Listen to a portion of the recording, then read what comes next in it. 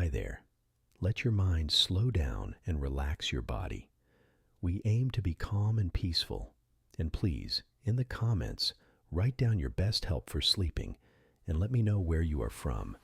And never forget that you are loved and important in this world to somebody. You are unique and we love you.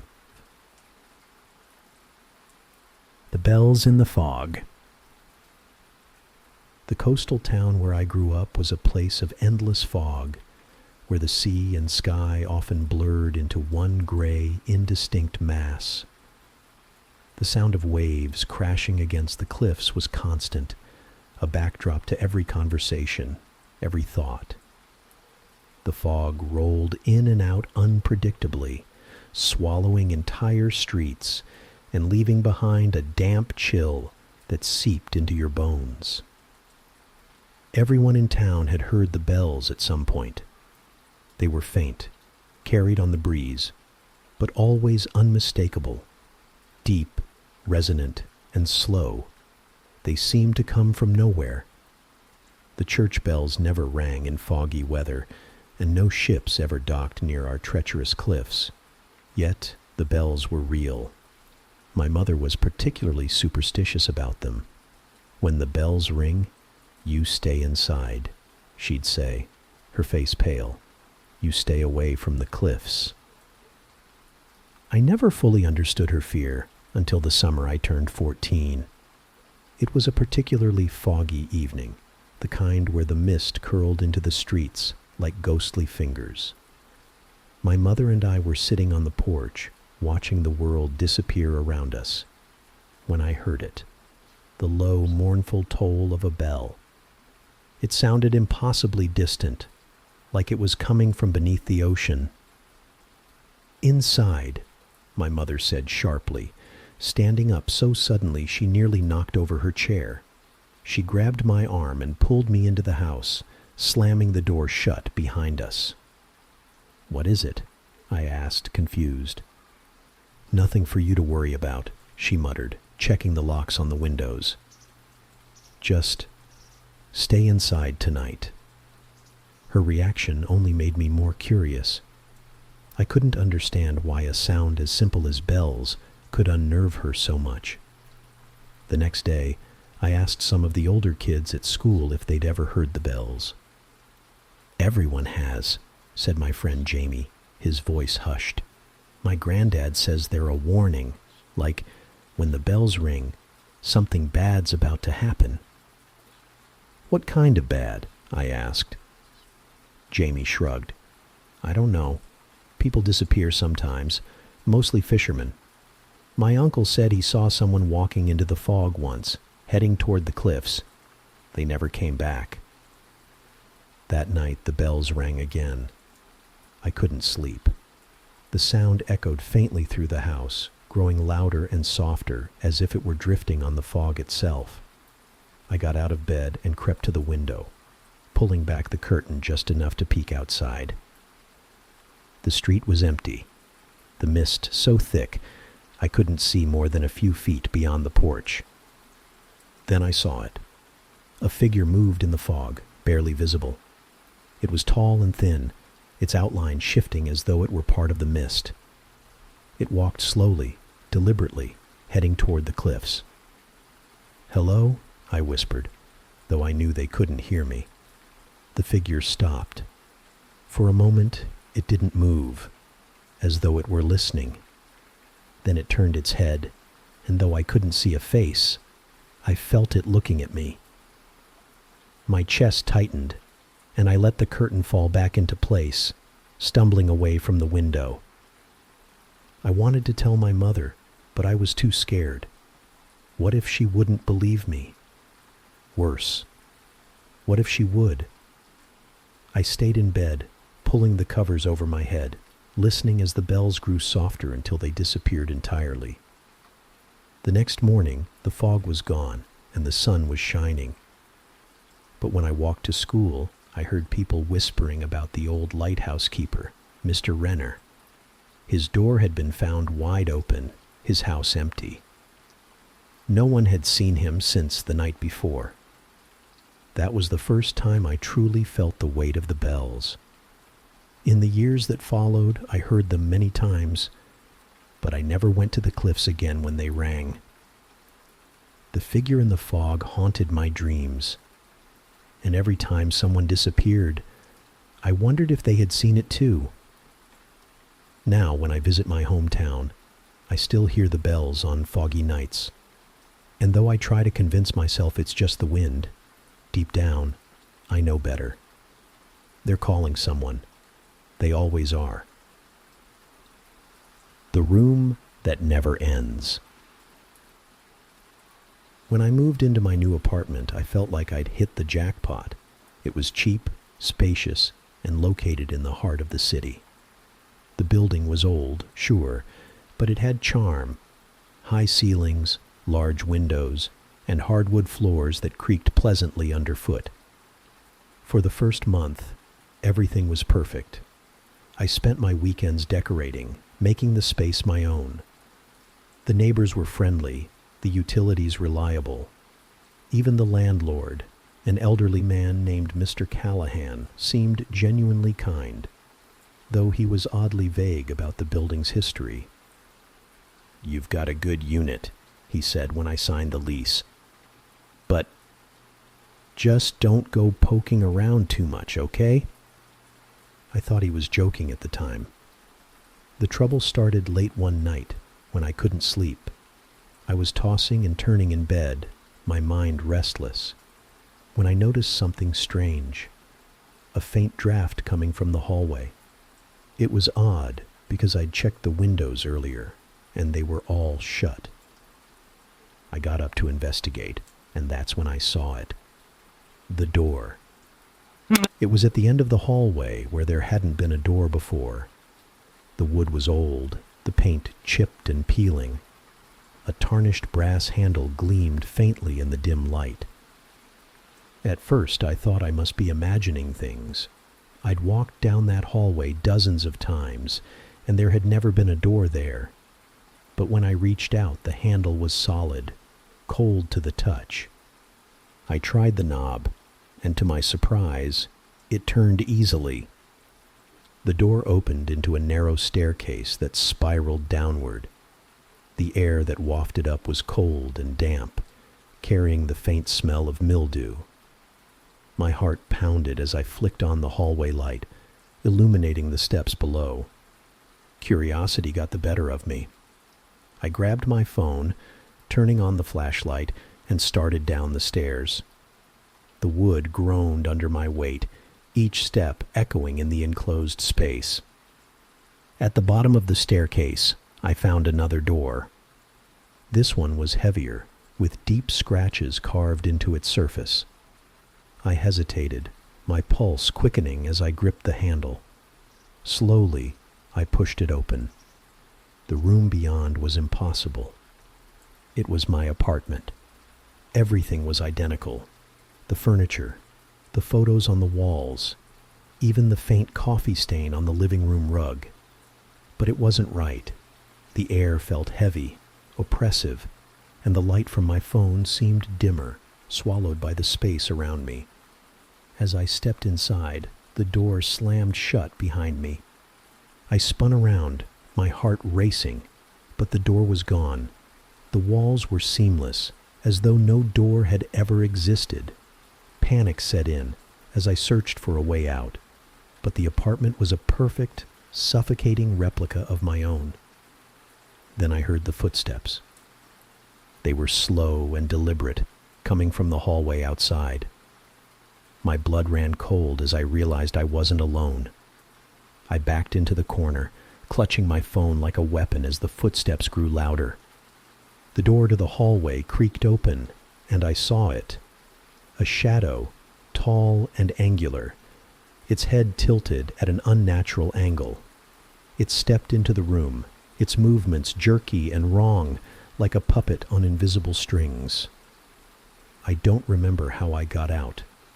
The next thing I knew, I was back in my real apartment, gasping for air. The mysterious door was gone, and the hallway was as it had always been.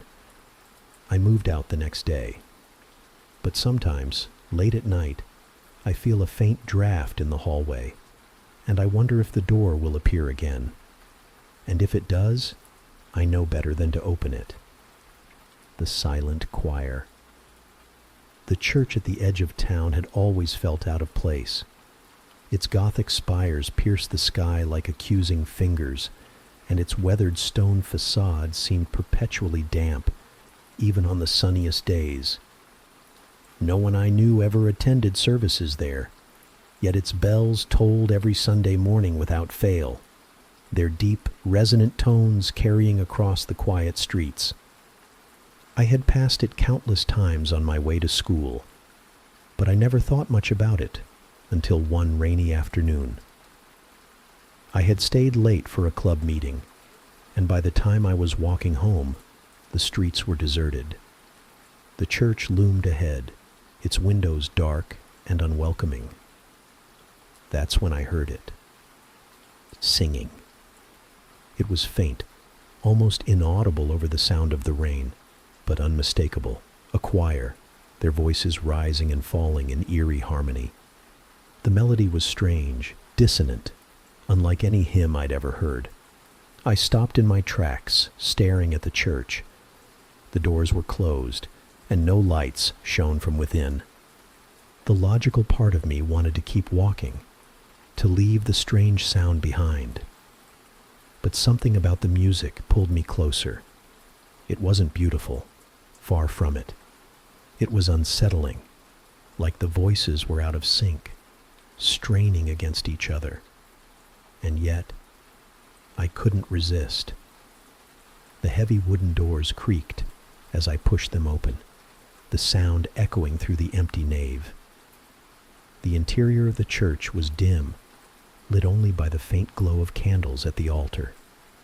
The singing was louder now, reverberating off the stone walls. But the church was empty. "Hello," I called out, my voice trembling.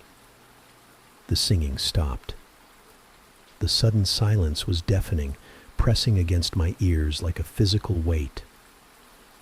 I stepped farther inside, the air growing colder with each step. My eyes darted to the shadows, searching for any sign of movement, but the church was still. Then I saw them. They were seated in the pews, their forms barely visible in the flickering candlelight. There must have been 20 or 30 of them, their heads bowed, their hands clasped in prayer. Their clothes were old, tattered, and covered in grime, as though they had been buried and forgotten. Who are you?" I whispered. One by one they lifted their heads. Their faces were gaunt, their eyes hollow and dark, their mouths slightly open as though frozen mid-song. My breath caught in my throat as I realized they weren't looking at me. They were looking through me, as if I weren't really there. The singing began again, soft and haunting. Their mouths moved in unison, but the sound came from everywhere at once, surrounding me, filling the church. The melody was wrong, twisting and turning in ways that made my skin crawl.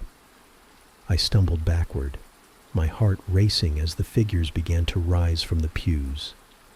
Their movements were slow, deliberate, as though they were being pulled upward by invisible strings. The singing grew louder, the voices overlapping in a cacophony of sound that made my head ache. I ran. The doors slammed shut behind me as I burst out into the rain, gasping for air. The singing faded into the distance, but I couldn't shake the feeling of their hollow eyes watching me. I never walked past that church again, but sometimes, late at night, I hear faint strains of their eerie melody drifting through the air. The shadow beneath the bed. When I was a kid, I had an irrational fear of the space beneath my bed. My parents chalked it up to an overactive imagination, dismissing my nightly insistence that there was something lurking in the shadows. "There's nothing under there," my mom would say, peeking beneath the bed to reassure me. But no matter how many times she checked, the feeling never went away. I grew out of it eventually, or at least I thought I did. Years later, when I moved into my first apartment, the fear came back.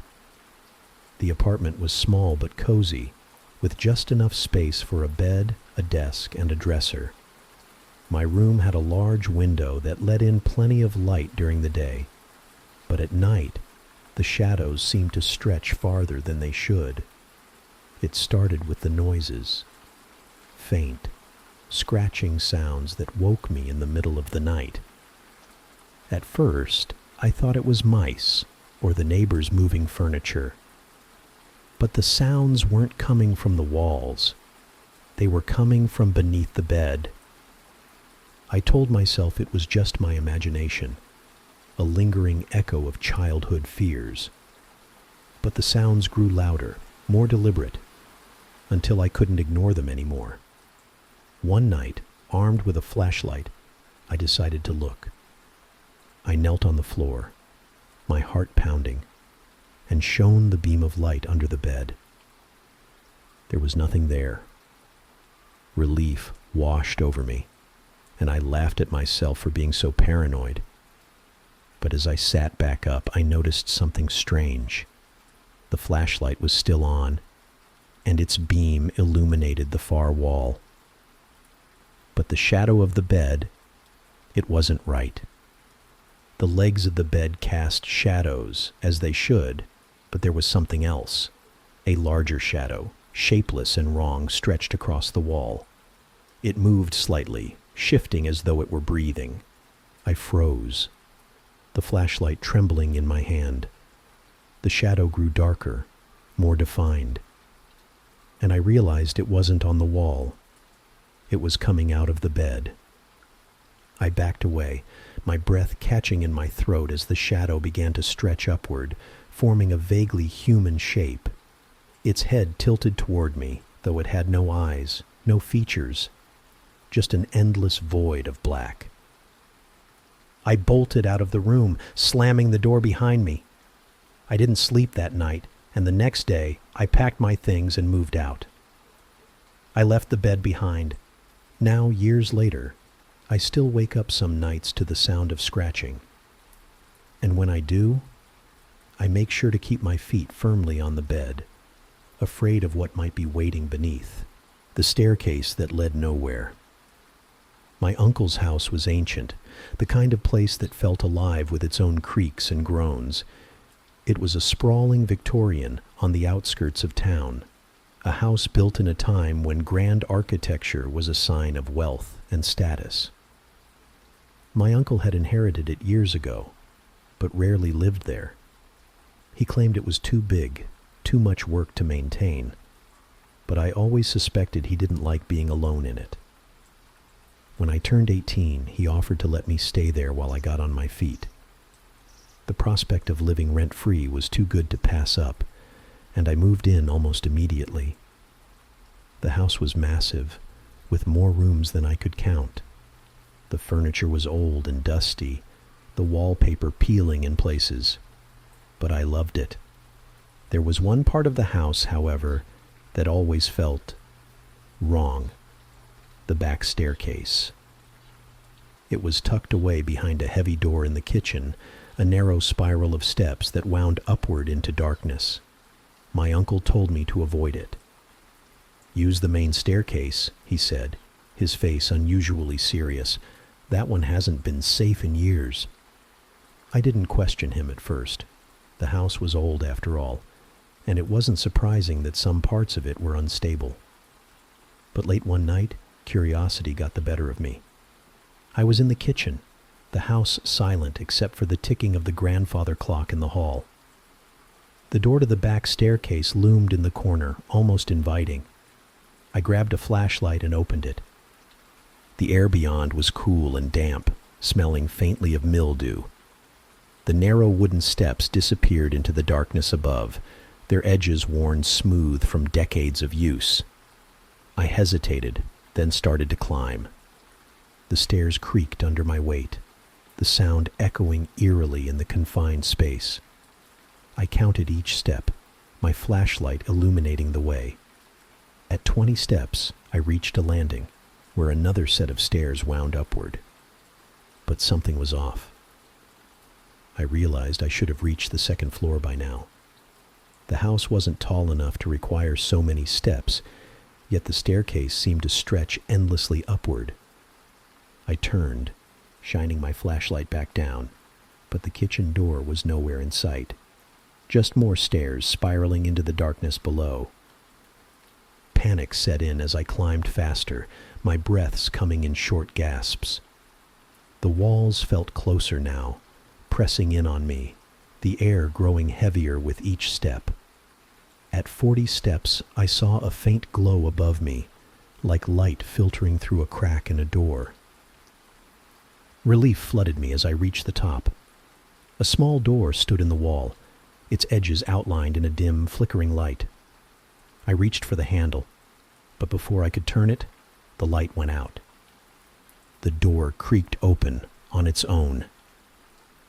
Beyond it was a room I didn't recognize. It wasn't part of the house. It couldn't be. The walls were covered in a dark, wet substance that dripped onto the floor, pooling around the legs of a single chair in the center of the room. The chair faced away from me, its occupant slumped forward, motionless. "Hello?"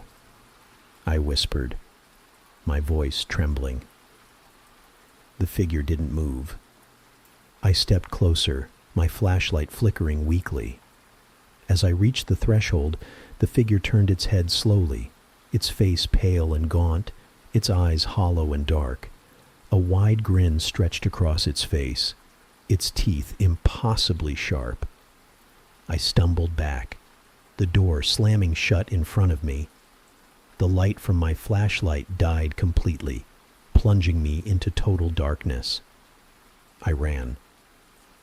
I didn't count the steps this time, didn't care where they led. The staircase twisted and turned, the air growing colder with every step. When I finally burst through a door, I found myself back in the kitchen, gasping for air. The door to the staircase slammed shut behind me, and I didn't open it again. My uncle never asked why I stopped using the kitchen late at night, and I never told him. But sometimes, when I walk past that door, I hear faint footsteps on the stairs, always going up, but never coming down. The thing in the mirror. The first time I noticed something was wrong with my mirror, I thought I was just imagining things. It was a small, rectangular mirror hung above the sink in my bathroom. Nothing fancy. The apartment came with it, and I never gave it much thought. One evening, as I was brushing my teeth, I glanced up and caught a flicker of movement in the mirror. It was subtle, barely noticeable, like a shadow passing behind me. But when I turned, the bathroom was empty. I laughed it off, convincing myself it was a trick of the light. But over the next few days, it happened again and again. Every time the movement became more distinct, a fleeting image of something just out of view. One night, I decided to test it. I stood in front of the mirror, staring into my reflection, daring whatever it was to appear. Minutes passed, the room silent, except for the hum of the bathroom fan. Just as I was about to give up, I saw it. The reflection of my face smiled. It wasn't my smile. My lips didn't move, but the face in the mirror grinned at me, wide and unnatural. Its eyes darkened, the whites disappearing into black voids. I stumbled back, my heart pounding as the reflection returned to normal. I covered the mirror with a towel that night, too terrified to look into it again. But the next morning, the towel was on the floor, and the mirror was uncovered. things escalated quickly after that. I began hearing faint whispers whenever I walked past the bathroom, the sound too low to make out, but unmistakably there.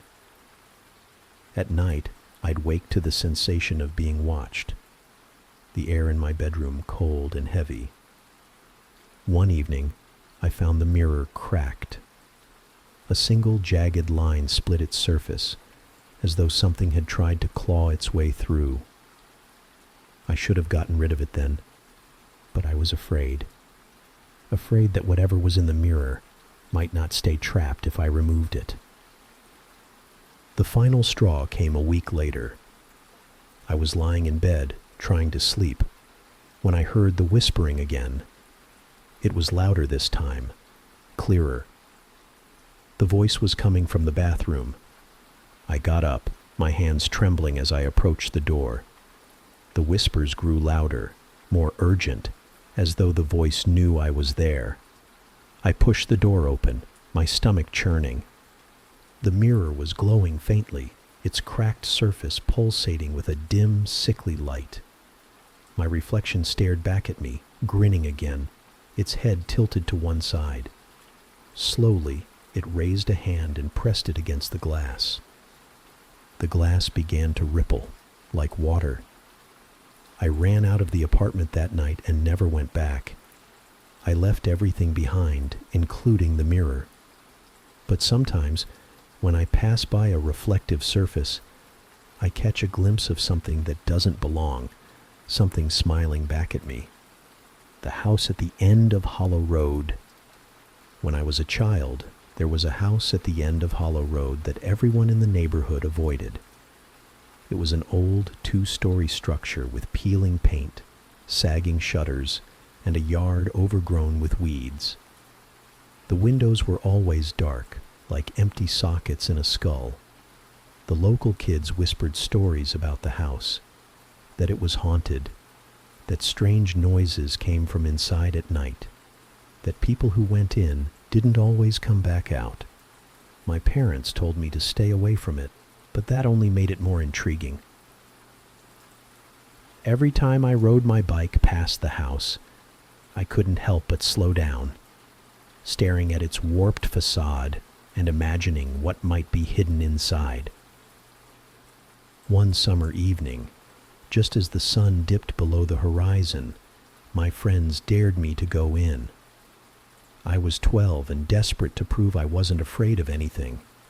So, armed with a flashlight and a bravado I didn't truly feel, I pushed open the rusty gate and made my way up the cracked stone path. The front door creaked loudly as I opened it, the sound echoing through the empty house. The air inside was cold and smelled of mildew, the faint scent of rot lingering beneath it. I stepped inside, my flashlight beam cutting through the thick darkness. The house was eerily quiet, save for the occasional groan of the floorboards beneath my feet. The living room was empty, the furniture long gone, but faint outlines on the walls marked where pictures had once hung. A staircase spiraled upward in the corner, its banisters splintered and sagging. "Hello," I called out, my voice trembling. The silence that followed was heavy, oppressive. I moved farther inside, my flashlight flickering as I swept it across the room. In the far corner, I noticed something strange.